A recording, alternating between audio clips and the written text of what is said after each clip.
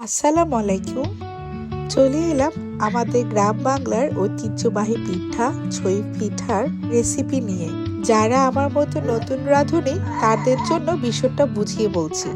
পানিতে একটু লবণ দিয়ে চালের গুঁড়া সিদ্ধ করে নিন। এখানে দুই ধরনের চালের গুঁড়া পাওয়া যায়, একটা সুজির মতো আর একটা পাউডারের মতো। যেটা একদম মিহি আমাদের ফেস পাউডারের মতো, ওইটা দিয়ে বানালে সবচেয়ে বেশি মজা হয়। হাত দিয়ে ছোট ছোট লেচি কেটে এক পাশে রেখে দিয়েছি।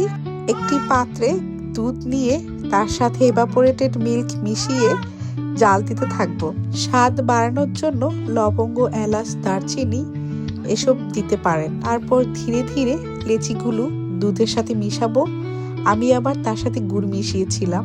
দুধ ঠান্ডা অবস্থাতেই গুড়টা মিশালে তাতে ছানা ধরে না।